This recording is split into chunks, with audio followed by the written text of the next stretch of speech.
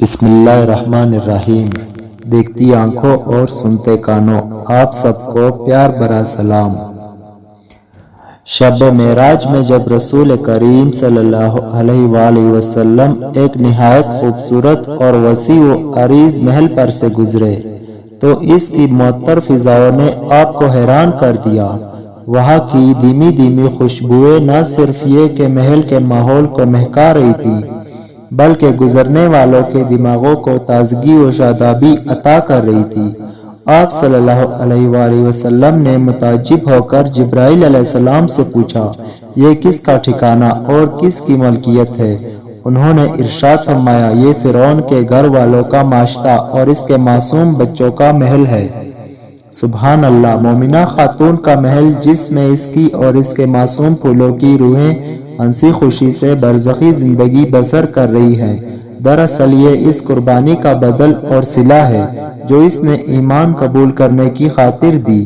دولت دنیا سے محروم اور ایمان سے مالا مال یہ خاتون اپنے پھولوں جیسے خوبصورت اور کبوتروں کی طرح بھولے بالے معصوم بچوں کا پیٹ پالنے کے لیے اس دور کے مغرور اور سرکش بادشاہ کے محل میں مزدوری کرنے جاتی اور دن بھر کام کر کے شام کو واپس لوٹتی، معصوم بچوں کو کھانا کھلاتی اور اللہ کا شکر ادا کر کے سو جاتی۔ صبح سویرے بچوں کو ناشتہ تیار کر کے کھلا دیتی اور محل میں جا کر اپنے ذمہ لگائے گئے کام سر انجام دیتی۔ چونکہ یہ خاتون نہایت پاک باز اور دانش مند تھی، اس لیے عرصہ دراز سے شاہی محل میں تعینات رہی اور اپنے امور خوش اسلوبی سے سر انجام دیتی رہی۔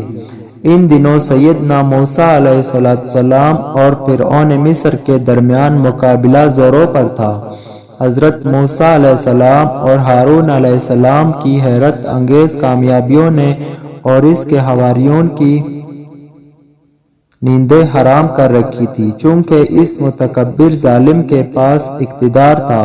فرعون جب بھی سنتا کہ اس کی قوم کے کسی باشندے نے ایمان قبول کر لیا تو اسے خوفناک سزائیں دیتا، کسی کے ہاتھ پاؤں کٹوا دیتا اور کسی کو لکڑی کے تختے پر لٹکا کر اس کے ہاتھوں اور پاؤں میں میخیں ٹھونک کر سر عام لٹکا دیتا۔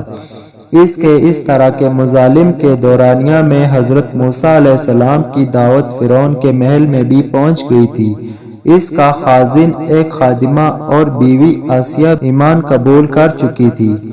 وہ جب سنتی کہ سیدنا موسیٰ علیہ السلام غالب آ رہے ہیں اور فرعون زج ہو گیا ہے تو وہ دل ہی دل میں بہت خوش ہوتی اور اپنے ایمان کا اظہار نہ کرتی، مبادا کہ فرعون کو بھنگ پڑ جائے اور وہ انہیں عذاب کی چکی میں ڈالے۔ فرعون کی قوم میں سے ایمان قبول کرنے والی مومنہ خاتون شاہی محل کی خواتین کی کنگھیاں کرتی تھی۔ ایک روز وہ فرعون کی نوجوان اور نازک مزاج بیٹی کو کنگھی کر رہی تھی کہ اچانک اس کے ہاتھ سے کنگھی گر گئی۔ اسے اٹھاتے وقت بے ساختہ اس کی زبان سے بسم اللہ نکل گیا۔ جب فرعون کی نازک مزاج اور رشوخ و ترار بیٹی نے یہ کلمہ سنا تو چونک پڑی اور پوچھا، یہ اللہ کون ہے جو میرا، تیرا اور تیرے باپ کا رب ہے؟ مومنہ نے جواب دیا، وہ کہنے لگی، کیا میرا باپ سارے لوگوں کا رب نہیں ہے؟ جی نہیں، بلکہ لوگوں کا رب تو وہ ہے جو مجھے، تجھے اور تیرے باپ کو روزی دیتا ہے۔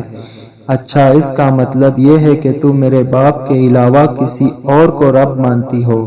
جی ہاں، میرا، تیرا اور تیرے باپ کا رب اللہ ہی ہے۔ یہ سن کر فرعون کی لڑکی سیخ پا ہو گئی اور اس نے اپنے باپ کو اطلاع دی۔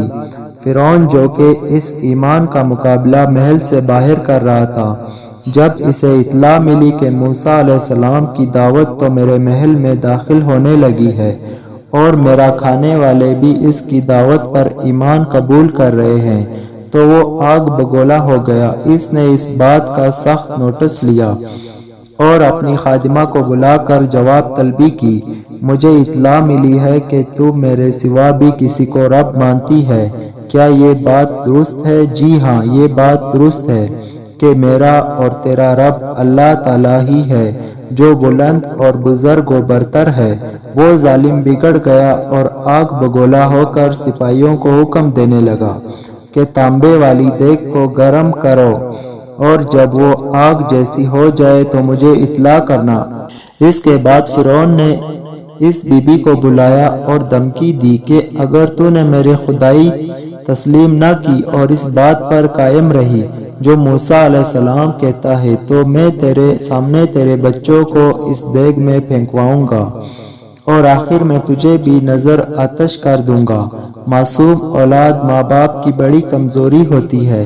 جس کے پاس اولاد نہ ہو وہ کائنات میں مارا مارا پھرتا ہے اور اپنی آرزو پوری کرنے کے لیے ضعیف الاعتقادی کی بنا پر وہ کچھ بھی کر بیٹھتا ہے جو ایمان اور اسلام کے منافی ہوتا ہے، اور جس کے پاس اولاد ہوتی ہے وہ اس کے اندر اپنی جان سمجھتا ہے۔ دیکھا گیا کہ جب بھی کوئی بچہ ماں سے ناراض ہو کر گھر سے نکل جاتا ہے تو اس کی ماں ماری ماری پھرتی ہے، کبھی مسجدوں میں اعلان کراتی ہے اور کبھی ریڈیو ٹیلی ویژن پر اخبارات میں اشتہارات چھپتے ہیں کہ گم شدہ بچے کی والدہ تڑپ رہی ہے اور بستر مرگ پر پڑی ہے، خدا را اس کی ممتا پر رحم کیجیے اور بچے کا پتہ بتلائیے۔ بچوں سے محبت کا معاملہ انسانوں تک ہی محدود نہیں بلکہ یہ جذبہ حیوانوں اور پرندوں درندوں میں بھی پایا جاتا ہے۔ ایک مرتبہ اخبارات میں آیا کہ کسی ملک کے چڑیا گھر والوں نے جنگل سے چیتے کا بچہ حاصل کرنے کے لیے بذریعہ طیارہ جنگل میں پہنچ گئے۔ وہاں چیتے کے بچے کو اکیلا پا کر فوراً طیارے میں لے آئے، اس کا گیٹ بند کر کے طیارے سٹارٹ کرنے لگے۔ اس عرصے میں بچے کی ماں آ کر طیارے سے چمٹ گئی۔ جو ہی طیارہ اڑا وہ بھی اس کے ساتھ فضا میں لہرانے لگی۔ پائلٹ نے یہ صورتحال دیکھ کر ترس کھایا اور طیارہ اتار کر بچہ رہا کر دیا۔ وہ دونوں ماں بیٹا ہنسی خوشی اچھلتے کودتے جنگل میں داخل ہو گئے۔ غرض یہ کہ بچے ماں باپ کی بڑی کمزوری ہوتے ہیں۔ جب وہ بیمار ہو جائیں تو ماں باپ کے لیے دنیا اندھیر ہو جاتی ہے اور جب وہ مسکرا دے تو والدین کے لیے کائنات روشن ہو جاتی ہے۔ فرعون نے جب اس مومنہ خاتون کو بچوں کے جلا ڈالنے کی دھمکی دی، اس نے کمال استقامت کا مظاہرہ کیا، نہایت اطمینان و سکون سے جواب دیا اور کہا کہ میں تو اس حقیقت پر ایمان رکھتی ہوں کہ میرا اور تیرا رب اللہ ہی ہے۔ اگر تو اس کی پاداش میں مجھے اور میرے بچوں کو مار ڈالے گا تو میں صبر کروں گی۔ چنانچہ اس ظالم نے جب دیکھا کہ دیگ گرم ہو کر آگ کی طرح دیکھنے لگی ہے تو اس نے اس کے بچوں کو بلوا کر اس کے سامنے کھڑا کر دیا اور کہا کہ اب بھی وقت ہے، موسیٰ کے دین سے پھر جا اور بچوں کے ساتھ زندگی گزار۔ لیکن یہ خاتون نہ تو بچوں کے بغیر رہ سکتی تھی اور نہ ایمان کے بغیر، چنانچہ اس نے ایمان کی خاطر اپنی اور اپنے بچوں کی جان کی قربانی دینے کا عزم کر لیا اور کہا کوئی بات نہیں، تو جلانا چاہتا ہے تو جلا دے، اس ذات پاک پر تو ہماری جان بھی قربان ہے، البتہ اس نے اتنی درخواست کی کہ میری اور میرے بچوں کی ہڈیوں کو ایک ہی جگہ دفنائی جائے۔ فرعون نے کہا ٹھیک ہے، تو نے عرصہ دراز تک ہماری خدمت کی ہے، اس کے صلے میں ہم تیری یہ درخواست منظور کرتے ہیں۔ اس کے بعد لعین نے اس کے ایک معصوم بچے کو دیکھتی ہوئی دیگ میں پھینکوا دیا۔ آگ میں اس کے معصوم بچے کی ہڈیاں نظر آنے لگی۔ فرعون انتظار کرنے لگا کہ اب یہ خاتون میرے پاؤں پکڑ کر منت سماجت کرے گی، لیکن اس اللہ کی بندی نے اس جاں نگاہ صدمے کو نہایت استقلال سے برداشت کیا اور صبر و شکیب کا مجسمہ بنی رہی۔ پھر اس نے دوسرا بچہ بھی پھینکوا دیا، لیکن یہ حرف اف تک زبان پر نہ لائی اور ایمان پر قائم رہی۔ اس کے بعد فرعون نے تیسرا بچہ پھینکوا دیا، وہ بھی آگ میں جل گیا اور اس کی ہڈیاں صاف نظر آنے لگی۔ جب اس نے دیکھا کہ یہ تو ٹس سے مس نہیں ہوتی تو اس کی آتش غضب بڑکی اور چوتھا بچہ بھی دیگ میں پھینکوا دیا۔ سب کے آخر میں چھوٹے بچے کی باری آئی اور وہ اس وقت اپنی ماں کی چھاتی سے دودھ پی رہا تھا۔ فرعون کے سپاہیوں نے جب اسے ماں کی گود سے چھینا اور اسے گھسیٹتے ہوئے دیگ کی طرف لے جانے لگے تو ماں کے صبر کا پیمانہ لبریز ہو گیا۔ اس کے سامنے دنیا اندھیر ہو گئی اور قریب تھا کہ وہ دیوانی ہو جاتی، لیکن بچے کو اللہ نے قوت گویائی عطا فرمائی اور وہ بولا، امی جان صبر کرو، حق تعالی شانو کی راہ میں قربانی دینا افضل نیکی ہے۔ اسے صبر آ گیا۔ آخر میں اسے بلا کر کہا گیا، اب تو تیری عقل ٹھکانے آ گئی ہوگی۔ اس نے جواب دیا، جی ہاں، میری عقل ٹھکانے پر ہی ہے اور میں اسی بات پر ثابت قدم ہوں کہ میرا اور تیرا رب اللہ ہی ہے۔